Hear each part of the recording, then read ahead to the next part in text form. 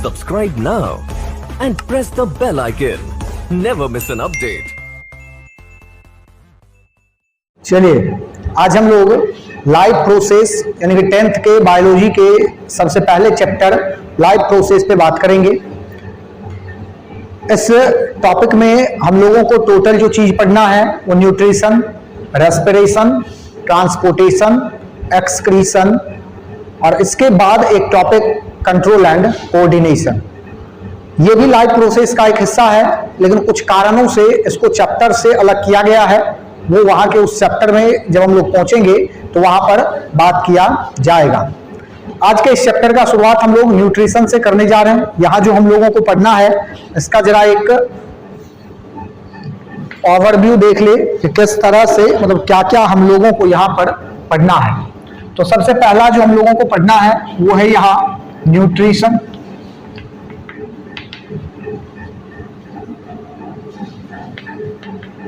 Number 2 में हम लोगों को पढ़ना है रेस्पिरेशन।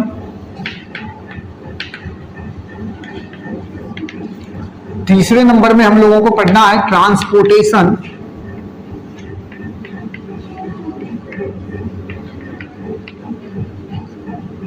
और नंबर 4 में हम लोगों को पढ़ना है एक्सक्रीशन।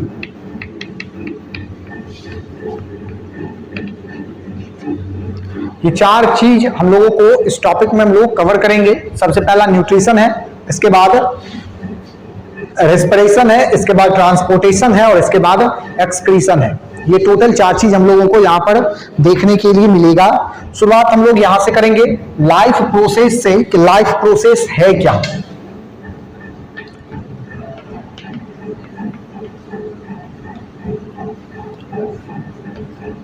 लाइफ प्रोसेस का अगर बात करें तो देखिए जरा, एक ऐसा प्रोसेस है जिसमें जो किसी भी ऑर्गेनिज्म को लिविंग बनाए रखने के लिए कंपलसरी है। कोई भी ऑर्गेनिज्म है, कहीं भी ऑर्गेनिज्म मतलब लिविंग ऑर्गेनिज्म, ठीक है। किसी भी लिविंग, कोई भी लिविंग ऑर्गेनिज्म को लिविंग हम लोग इसलिए कहते हैं क्योंकि उसमें लाइफ प्रोसेस चल रहा है। बात समझ गया? या हम लोग इसको इस तरह से भी कह सकते हैं कि लाइफ प्रोसेस एक ऐसा प्रोसेस है जो किसी भी लिविंग को लिविंग बनाए रखने के लिए आवश्यक होता है। बात समझ गए? लिविंग लाइफ प्रोसेस के बारे में आप समझे क्या कहा गया? All the animals and plants all the plants and animals perform some function which is essential for life. This process is called life process.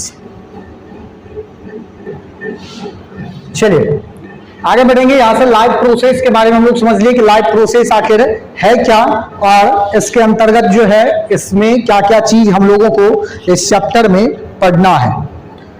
सबसे पहले इसके बाद हम लोग आगे बढ़ेंगे लाइफ प्रोसेस के बाद न्यूट्रिशन में कि न्यूट्रिशन क्या है और यहां पर हम लोगों को फिर क्या क्या पढ़ना है।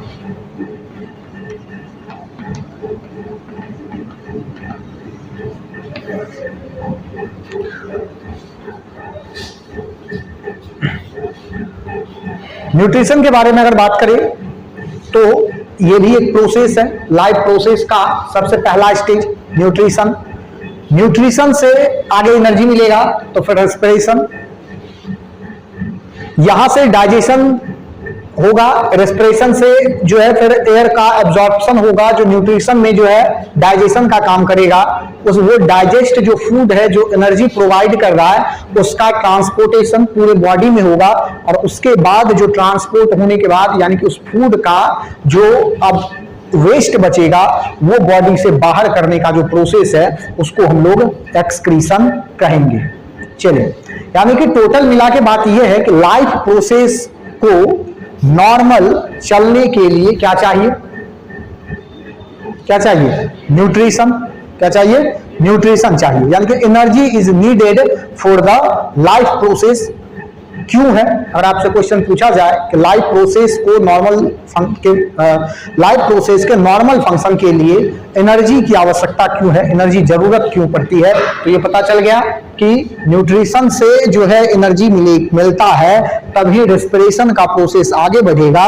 रेस्पिरेशन होगा तो फूड का डाइजेशन होगा, डाइजेस्ट होगा तो उसके बाद उसके एनर्जी का ट्रांसपोर्टेशन होगा, और ट्रांसपोर्टेशन के बाद जो वेस्ट हमारे बॉडी में बचता है वो क्या होगा, बॉडी से बाहर आएगा।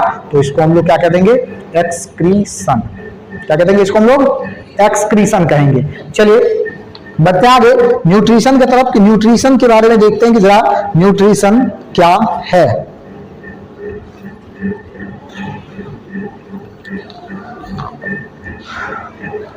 न्यूट्रिशन इज द प्रोसेस, एक ऐसा प्रोसेस जिसमें फूड को इनटेक किया जाएगा, रेस्पिरेशन में जो एयर एब्जॉर्ब करेंगे उसके हेल्प से क्या किया जाएगा, उसको डाइजेस्ट किया जाएगा, और वहां से एनर्जी का एब्जॉर्प्शन किया जाएगा। ध्यान देंगे जरा, 3 स्टेज में न्यूट्रिशन क्लियर है। क्या कहा गया, ऐसा प्रोसेस जिसमें न्यूट्रिएंट को इनटेक किया जाएगा, रेस्पिरेशन में जो एयर आया है ऑक्सीजन के हेल्प से उस फूड को क्या किया जाएगा, उस न्यूट्रिएंट को डाइजेस्ट किया जाएगा। बात समझ गए। अब वहां से डाइजेशन के बाद एनर्जी का प्रोडक्शन होगा, उस एनर्जी को फिर हम लोग अपने नॉर्मल फंक्शन के लिए, जो हमारा लाइफ प्रोसेस का फंक्शन है, उसके लिए यूज करेंगे। यही प्रोसेस क्या है, न्यूट्रिशन। बात समझ गए। चलिए देखते हैं जरा क्या nutrition. Nutrition is a process intake of nutrient by an organism as well as the utilisation of nutrient by the organism. बात समझे ना। याद इसको जो है ना क्या करना है कि याद करिए, कैसे याद रखने के लिए आप पार्ट वाइज कर दीजिए। क्या सब किए, तो सबसे पहला इनटेक ऑफ फूड। क्या किए, इनटेक ऑफ फूड, या न्यूट्रिएंट भी आप लिख सकते हैं, इनटेक ऑफ फूड। इसके बाद क्या होगा, इसके बाद इसका डाइजेशन होगा ना, डाइजेशन, और डाइजेशन के बाद क्या होगा, एनर्जी रिलीज, यानी कि utilisation of energy, utilisation of energy, utilisation of energy. बात समझ गया। 3 स्टेज में ही याद न्यूट्रिएंट को क्लियर करिए। सबसे पहला बात कहा गया, इनटेक किया गया फूड का, डाइजेशन हुआ, और उसके बाद वहां से जो एनर्जी मिला उसको हम लोग क्या करेंगे, यूज कर लेंगे। चलिए अब देखिए कि ये जो फूड है, ये जो फूड है, इसको अभी कहें हम लोग कि इसको क्या कर सकते हैं कि न्यूट्रिएंट भी लिख सकते हैं। क्या कर सकते हैं, न्यूट्रिएंट भी लिख सकते हैं। तो ये एक नया टर्म आया कि व्हाट इज न्यूट्रिएंट। न्यूट्रिएंट क्या है। एग्जाम्पल में तो हम लोग क्या देते हैं sir, carbohydrate, protein, fat, vitamin, minerals, ये सारा न्यूट्रिएंट है, ठीक है। लेकिन हकीकत में न्यूट्रिएंट जो है वो है क्या, न्यूट्रिएंट है क्या। चलिए देखिए जरा, न्यूट्रिएंट सब्सटेंस है, substance which provide energy, which provide energy। अब ध्यान देंगे जरा, क्या कहा गया, सब्सटेंस व्हिच प्रोवाइड एनर्जी। तो क्या सब कुछ एनर्जी दे रहा है, carbohydrate, carbohydrate, protein, fat, minerals, vitamin, क्या सब चीज एनर्जी दे रहा है हम लोगों को। तो जवाब होगा हमारा नहीं। एनर्जी कौन दे रहा है, एनर्जी गिविंग न्यूट्रिएंट का जब बात किया जाएगा, या एनर्जी गिविंग सब्सटेंस का जब बात किया जाएगा, तो वो 3 ही है। क्या सब, कार्बोहाइड्रेट, फैट और प्रोटीन। पहले कार्बोहाइड्रेट, फिर उसके बाद प्रोटीन, और फिर उसके बाद फैट। तो मिनरल्स और विटामिन्स क्या कर रहा है हमारे बॉडी में, मिनरल्स का काम है आपके बॉडी को एनर्जी नहीं देगा, मिनरल्स आपके बॉडी को मजबूत बनाएगा। बोन है, मसल्स है, या फिर अलग अलग तरह का वेसल्स है, इसको ये क्या करेगा, मजबूती देगा, ये एनर्जी नहीं दे रहा आप, ठीक है। विटामिन क्या कर रहा है, तो विटामिन का काम है कि ये अलग अलग तरह के डिजीज से प्रोटेक्ट करने का काम करेगा। बात समझ गए, ये अलग अलग तरह के डिजीज से प्रोटेक्ट करने का काम करेगा, यानी कि प्रोटेक्शन देगा फ्रॉम डिजीज, ठीक है। टाइप्स ऑफ डिजीज जो हम लोग बॉडी में, जैसे विटामिन ए के डिफिशियंसी से क्या होगा, विटामिन ए के डिफिशियंसी से नाइट ब्लाइंडनेस होगा ना। इसी तरह से विटामिन B12 के डिफिशियंसी से विटामिन B12 के डिफिशियंसी से क्या होगा, क्या होगा, बेरी बेरी नहीं तो एनीमिया, ये भी नहीं, जो मेंटली रिटार्डेशन है वो हो सकता है इसके कारण, विटामिन B12 के कारण। बात समझ गए? तो अलग अलग विटामिन का अलग अलग अपना जो है फंक्शन है, विटामिन ए है, डी है, ई है, के है, जी है, B12 है, ढेर सारा विटामिन हमारे पास जो है उपस्थित है, प्रेजेंट है, जो हम लोग को क्या करता है, अलग अलग तरह के डिजीज से बचाने का काम, मतलब प्रोटेक्शन करने का काम करेगा। अब यहां आप ये समझिए कि ये जो सब्सटेंस हमारे पास है, क्या सब, कार्ब यानी कि कार्बोहाइड्रेट, इसके बाद प्रोटीन और इसके बाद फैट, इसके एनर्जी देने का जो प्रोसेस है वो क्या है, कार्बोहाइड्रेट किस तरह से एनर्जी देगा, कहां प्रेजेंट है, प्रोटीन कहां प्रेजेंट है और फैट कहां प्रेजेंट है और किस तरह से एनर्जी देता है, इसको जरा देखते हैं। सबसे पहला जो हम लोग को एनर्जी दे रहा है वो कौन देगा, कार्बोहाइड्रेट, कहां प्रेजेंट है, जिस भी फूड का या जिस भी सब्सटेंस का जो टेस्ट है वो अगर स्वीट है, स्वीट इन टेस्ट, वो क्या हो जाएगा, कार्बोहाइड्रेट। एग्जाम्पल सबसे पहले तो दिमाग में आ गया होगा शुगर, चीनी, क्या, इसके अलावा व्हीट, राइस यानी कि जो भी सीरियल्स है, ये सारा क्या है, कार्बोहाइड्रेट प्रोवाइडिंग सब्सटेंस है। रोटी हम लोग यूज करते हैं ना, चावल यूज करते हैं ना, ये सारा क्या है, कार्बोहाइड्रेट देगा। अगर उसको लगातार चबाते रहेंगे कुछ समय तक तो उसका स्वाद जो है वो टेस्ट कैसा हो जाएगा, मीठा। कभी ट्राई किए हो, ट्राई करना आराम से, कभी चबा चबा करके, पूरा चबा करके खाना है फूड। बात समझ गए? अब पता चलेगा उसका स्वाद जो है वो मीठा है। ये जल्दी जल्दी में जो खा लेते हो ना कि स्कूल जाना है, चलो जल्दी से खा, 2 मिनट में 5 मिनट में निपटा देते हैं भोजन को, फूड को। प्रोसेस वो नहीं है। प्रोसेस क्या है, अगर एक आपके पास अगर एक रोटी है तो एक रोटी का जो है ना कम से कम 14 पार्ट में एक ब्रेड को आपको तोड़ना है, और उसके बाद जो एक पार्ट है उसको कम से कम जो है 30 से 32 बार क्या करना है, चबाना है। ये प्रोसेस है। अगर कार्बोहाइड्रेट का टेस्ट पता करना है कहाँ, व्हीट में या फिर राइस में, तो ट्राई कर सकते हो यहां से, ठीक है। तो इसके अलावा देखिए जरा, इसके बाद हमारे पास क्या है, प्रोटीन। अब देखिए ये कार्बोहाइड्रेट आपको कहीं से मिल सकता है, प्लांट सोर्स भी है हमारे पास और एनिमल सोर्स भी है। बात समझ गए ना। चलिए इसके बाद क्या आता है, प्रोटीन।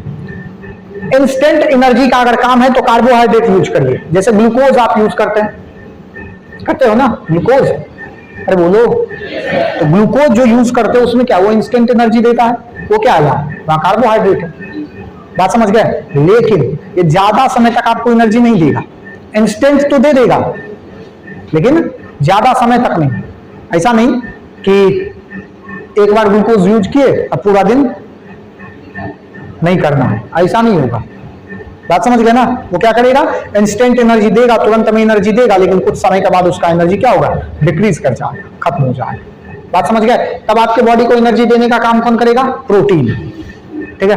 प्रोटीन कार्बोहाइड्रेट के बाद आएगा और कार्बोहाइड्रेट से ज्यादा समय तक आपको एनर्जी देते रहेगा। बात समझ गए। कार्बोहाइड्रेट के बाद आएगा और कार्बोहाइड्रेट से ज्यादा समय तक एनर्जी देते रहेगा, इस सेंस में कि जैसे मान लीजिए कि आपको लंबा समय चाहिए, आपके बॉडी को ग्रोथ चाहिए, आपके मसल्स में ग्रोथ होना है, ये सारा काम किसके जिम्मे होता है, तो प्रोटीन के जिम्मे। बात समझ गए। ये किसके जिम्मे है, प्रोटीन के जिम्मे। प्रोटीन क्या करेगा कि आपके मसल्स को, जो बॉडी बिल्डर है, बॉडी बिल्डर समझते हो, तो बॉडी बिल्डिंग करता है, खूब सारा जो है हैवी वेट लिफ्टिंग कर रहा है, वो लगातार खूब सारा प्रोटीन लेता है। कार्बोहाइड्रेट आपके बॉडी में घटा थोड़ा सा, कोई बात नहीं है, फैट भी घट गया, कोई बात नहीं है, प्रोटीन नहीं घटना चाहिए। अगर प्रोटीन घट गया ना तो सबसे ज्यादा जो प्रॉब्लम है आपको देखने के लिए मिलेगा, कमजोरी लगेगा, बॉडी जो है वो श्रिंक करते जाएगा, मतलब सिकुड़ते जाएगा, दुबला होना, समझते हो ना। तो ये सारा चीज यहां से आपको देखने के लिए मिलेगा प्रोटीन के डिफिशियंसी के कारण। तो फूड का सबसे इंपॉर्टेंट जो है वो कौन है, प्रोटीन। सबसे ज्यादा समय तक एनर्जी देगा, कार्बोहाइड्रेट खत्म हुआ, प्रोटीन एनर्जी देना शुरू किया। इसके बाद क्या हमारा फैट। ये तो भैया आराम से निश्चिंत रहता है, कि पहले कार्बोहाइड्रेट जाएगा, फिर प्रोटीन आएगा और फिर उसके बाद फैट जाएगा, सॉरी पहले सोचेगा कि पहले कार्बोहाइड्रेट आ रहा है फिर प्रोटीन आएगा, तब ना हमको जाना है, चलो तब तक के लिए आराम कर लो, आराम फरमाते रहेगा। अगर आप जितना वर्क करते हैं, जो भी आपका डेली का फिजिकल वर्क का बात किया जा रहा है, जो जितना फिजिकल वर्क करता है उसके बॉडी को उतना ज्यादा प्रोटीन का जरूरत है, उतनी ही ज्यादा कार्बोहाइड्रेट की जरूरत है। बात समझ गए? दोनों चीज चाहिए ज्यादा अमाउंट में, तो वो करेगा क्या कि अगर वो अधिक फिजिकल फंक्शन या फिजिकल वर्क कर रहा है तो उसके बॉडी से ये कार्बोहाइड्रेट प्रोटीन टूट करके यानी कि डिजेनरेट होकर के एनर्जी दे दिया और फैट भी एनर्जी देना शुरू कर देता है। लेकिन जो लोग क्या करता है, केवल खाना खाया, किचन में फूड लिया और बेडरूम में नींद लिया, इस तरह के आदमी में क्या होता है कि ना कार्बोहाइड्रेट टूटेगा और ना ही प्रोटीन टूटेगा।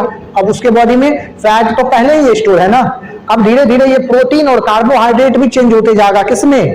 फैट में। अब वो हो जाएगा कुछ समय के बाद क्या, गुब्बारा हो जाएगा, ऐसे फूल करके ऐसा हो जाएगा, ठीक है, चलेगा तो ऐसे बैठेगा तो एक कुर्सी में जो है नहीं आएगा, ऐसा आदमी से मिले हो कभी? ऐसा बहुत सारा आदमी चलेगा तो यहां से वहां जाते जाते वो क्या होगा, हाथने लगेगा, ठीक है। तो इस तरह के आदमी में क्या है, फैट अधिक है। अब देखिए जरा, प्रोटीन हम लोगों को मिल कहां से रहा, तो जितना भी आप दाल यूज मिलाते हैं, जो भी दाल, हर तरह के दाल में क्या है, प्रोटीन प्रेजेंट है। जैसे मूंग है हमारे पास, जैसे चना है हमारे पास, सब में मूंग में सबसे ज्यादा प्रोटीन। इसके अलावा मीट में भी है, एग में भी है, यहाँ भी है प्रोटीन, ऐसा नहीं यहाँ प्रोटीन नहीं है, लेकिन ज्यादातर प्रोटीन ऐसा नहीं कि केवल वही है। हम लोग सोचते हैं ऐसा कि मीट में या फिर एग में ज्यादा प्रोटीन है, जबकि ऐसा बिल्कुल भी नहीं है। ज्यादा प्रोटीन का आपको देखने के लिए मिलेगा तो दाल में सबसे ज्यादा प्रोटीन। बात समझ गए? और इसके बाद हमारे पास है फैट। ये फैट क्या करता है, तो ये फैट क्या करेगा कि आपको जब प्रोटीन एनर्जी देना बंद कर दिया, यानी कि आपके बॉडी से एनर्जी खत्म प्रोटीन का, तब ये फैट क्या होगा, टूटना शुरू होगा। बात समझ गए? यानी कि लास्ट स्टेज क्या आता है, फैट आता है। लास्ट स्टेज क्या आएगा, फैट आएगा, जो इस काम को करेगा। बताइए कोई दिक्कत? तो ये है एनर्जी देने का प्रोसेस, किस तरह से आपको एनर्जी देगा। ये आपको टेंथ में बता रहे हैं, लेकिन ये पढ़ना है 7th में, 6th 7th में ये सारा चीज पढ़ लेना है। बात समझ गए? चलिए आगे बढ़िए। तो इसके बाद हम लोग बढ़ते हैं कि न्यूट्रिशन जो हमारे पास, इसका मोड क्या क्या है, किस किस तरह से हम लोग न्यूट्रिएंट को एब्जॉर्ब करते हैं। मतलब हम लोग कहने का मतलब इन द सेंस कि ऑर्गेनिज्म, कोई भी ऑर्गेनिज्म जो है वो किस तरह से न्यूट्रिएंट एब्जॉर्ब कर सकता है, इसको हम लोग क्या कहेंगे, mode of nutrient, mode of nutrition. तो देख लेते हैं जरा कि हमारे पास क्या सब न्यूट्रिशन का मोड प्रेजेंट है।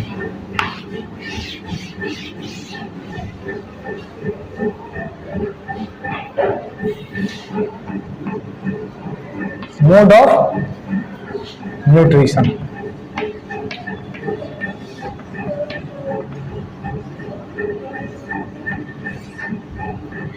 Mode of nutrition. न्यूट्रिशन का हमारे पास कितना मोड है, कौन सा, ऑटोट्रॉपिक और हेटेरोट्रॉपिक। मोड ऑफ न्यूट्रिशन कितना है, ऑटोट्रॉपिक और हेटेरोट्रॉपिक। ध्यान देंगे जरा, नंबर 1 में क्या है, ऑटोट्रॉपिक, और नंबर 2 में क्या है, हेटेरोट्रॉपिक।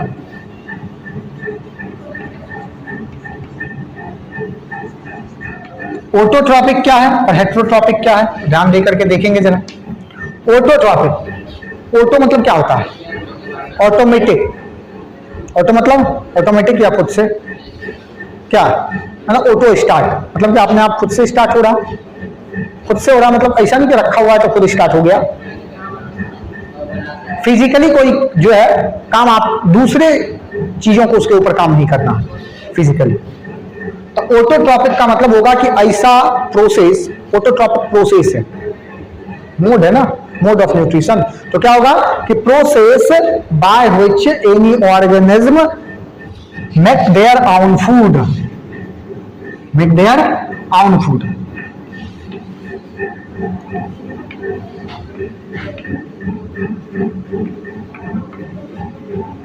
हम लोग लिख देते हैं process by which any organism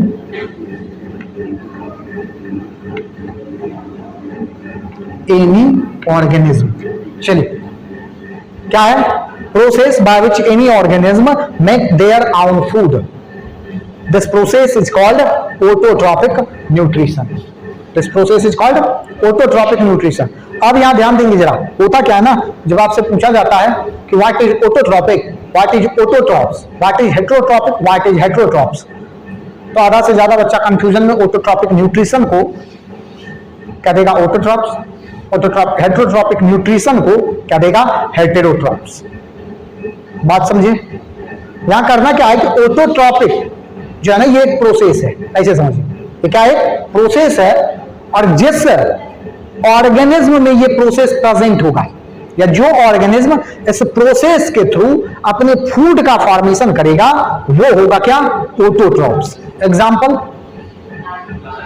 all plant नहीं, ग्रीन प्लांट, और इसके साथ ही सम ग्रीन प्लांट, या ऐसे भी लिख सकते हो कि green plant except some plant, कुछ प्लांट को छोड़ करके। अब जैसे इंसेक्टिवोरस प्लांट है, इंसेक्टिवोर्स जो है ना, पीचर प्लांट, उसका जो लीफ है वो ऐसे खुला हुआ रहेगा, और फ्लावर की तरह जो इंसेक्ट है उसको लगता है कि ये फ्लावर है, तो वो वहां जो है फ्लावर का जो जूस है वो लेने के लिए जाएगा पीचर प्लांट में, वो इसमें इंटर किया, अब वो बंद हो गया, अब उसको निगल कर जाएगा, तो पीचर प्लांट का ये कहानी। तो वो तो हो गया ना हेटेरोट्रॉपिक, वो तो दूसरे ऑर्गेनिज्म के ऊपर डिपेंड कर गया ना। तो यहां हम लोग लिख देते हैं एग्जाम्पल में ऑल ग्रीन प्लांट, या फिर हम लोग केवल लिख देते हैं ग्रीन प्लांट, सम प्लांट लिख देते हैं, plant, some plant with some exception, with some exception. बात समझे? अरे बोलो, प्लांट विथ सम एक्सेप्शन, कुछ एक्सेप्शन के साथ सभी प्लांट में जनरली ये प्रोसेस देखा जाता है। चलिए, अब ऑटोट्रॉपिक जो न्यूट्रिशन है, यहां पर किस तरह से, किस प्रोसेस के थ्रू अपने फूड का फॉर्मेशन कोई भी प्लांट कर रहा है, तो कौन सा प्रोसेस? हेटेरोट्रॉपिक न्यूट्रिशन पे आएंगे, लेकिन अभी नहीं आएंगे, बाद में आएंगे। पहले ऑटोट्रॉपिक को खत्म करेंगे, उसके बाद हम लोग हेटेरोट्रॉपिक पे आएंगे। अभी आप मोड देख चुके हैं कि दो मोड है, ऑटोट्रॉपिक और हेटेरोट्रॉपिक। पहले हम लोग देख लेते हैं कि ऑटोट्रॉपिक जो है ये क्या है। तो ऑटोट्रॉपिक आपको पता चल चुका है कि process by which any organism make their own food. Example अगर आपसे पूछा जाए तो प्लांट विद सम एक्सेप्शन, कुछ एक्सेप्शन के साथ सभी प्लांट में इस तरह का प्रोसेस पाया जाता है, इसलिए ये हो जाएगा। अब हम लोग दूसरी ओर बढ़ेंगे, और दूसरा जो हमारा है कि अब आपको बताना है कि कौन सा प्रोसेस है जिसके थ्रू कोई भी ऑटोट्रॉपिक ऑर्गेनिज्म, कोई भी ऑटोट्रॉप्स अपने फूड का फॉर्मेशन खुद से करता है। तो एग्जांपल क्या हो जाएगा? फोटोसिंथेसिस, क्योंकि प्लांट ही तो कहा जा रहा है, इसके अलावा तो कोई एनिमल्स में तो ये कैरेक्टर है ही नहीं, इसे समझ लो। एनिमल्स में इस तरह का कैरेक्टर है ही नहीं, केवल कहा प्लांट में। तो प्लांट में किस तरह से होगा? तो प्रोसेस क्या होगा? फोटोसिंथेसिस। अब इसको बचपन से रट्टा लगा रहे हो ना, बचपन से रट्टा लगा रहे हो, what is photosynthesis, what is photosynthesis, और पक्का कहते हैं कि अभी भी याद नहीं होगा किसी को, गारंटी के साथ। है क्या? है किसी को याद? नहीं याद है? नहीं ना? बहुत बढ़िया, नोबेल प्राइज मिलेगा। बोलो।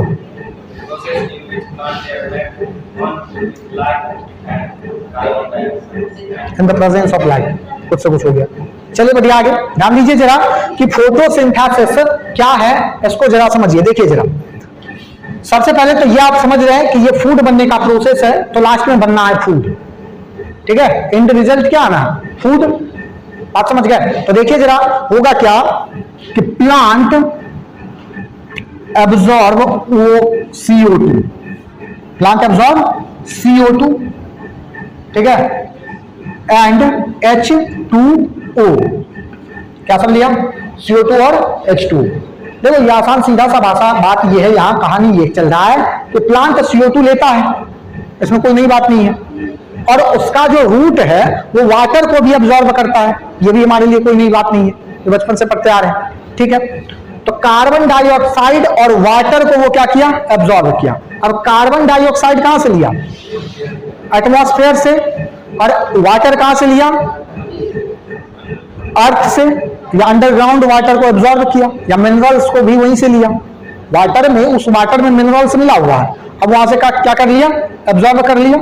अब देखिए कि क्या होगा कि in the plant absorb CO2 from atmosphere and H2O from underground water, ठीक है। यहां विद मिनरल्स भी लिख सकते हो, कोई दिक्कत नहीं है। And in the presence of sunlight, in the presence of sunlight,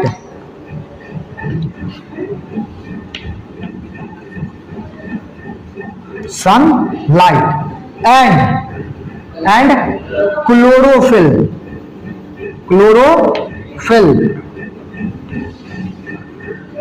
plant absorbs CO2 from atmosphere and H2O from earth, and in the presence of sunlight and chlorophyll, and sunlight, they form carbohydrate,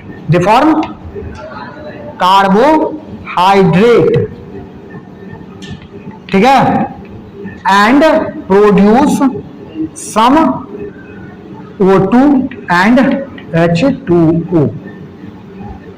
बात समझे, इसको ऐसे याद रखिए, ये नहीं लंबा चौड़ा जो प्रोसेस याद करते ये इतना महाभारत, ऐसे नहीं।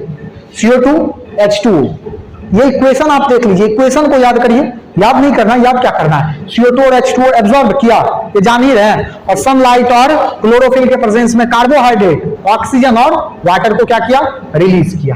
अब देखिए, अब यहां पर जो समझना आपको ये है कि ये O2 जो है, O2 is by product of photosynthesis, O2 is by product of photosynthesis. By product समझते हो, बाय प्रोडक्ट समझते हो, नहीं समझते हो। बाय प्रोडक्ट का मतलब है कि प्लांट को इस O2 का कोई काम नहीं है। हम लोग जो कहते हैं कि प्लांट हमको ऑक्सीजन दे रहा है, दे नहीं रहा है, जैसे हम लोग CO2 क्या किए, रिलीज किया ना, क्यों, क्योंकि हमको उस CO2 का काम नहीं था, लेकिन इस प्लांट को इस CO2 का काम है। बात समझ गए। तो हम लोग जो CO2 रिलीज किए वो ये प्लांट क्या किया, एब्जॉर्ब कर लिया, और हम लोगों को उसको जो ऑक्सीजन का जरूरत नहीं था तो वो इन्वायरमेंट में दे दिया, एटमॉस्फेयर में, तो क्या हुआ, हम लोग ले लिए। मतलब इंटरचेंजेबली हम लोग कर रहे हैं काम। बात समझ गए। यानी कि हम लोग ऐसा समझ सकते हैं कि अगर इस अर्थ पर ऑर्गेनिज्म नहीं रहेगा तो प्लांट का रहना भी मुश्किल हो जाएगा। हो सकता है पहले कुछ समय के बाद हो, क्योंकि एटमॉस्फेयर में खूब सारा जो है CO2 है, और प्लांट अपना फूड बना बना करके ढेर लगा लेता है, और कभी कभी जब उसको यूज होता है तभी वो केवल क्या करता है, उसका यूज करता है।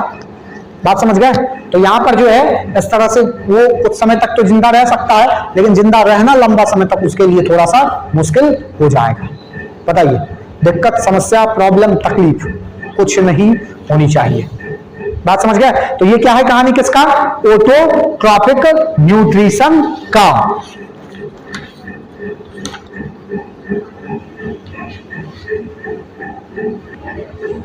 चलिए, तो हम लोग क्या किए कि पहला जो प्रोसेस है मोड ऑफ न्यूट्रिशन का, पहला मोड जो है ऑटोट्रॉपिक न्यूट्रिशन, इसको खत्म कर चुके हैं। आगे आने वाले क्लास में हम लोग हेटेरोट्रॉपिक जो है मोड जो है न्यूट्रिशन का, उसके बारे में चर्चा करेंगे। आज के लिए इतना ही, बाकी का बात आगे आने वाले क्लास में किया जाएगा। तब तक के लिए जय हिंद, जय भारत।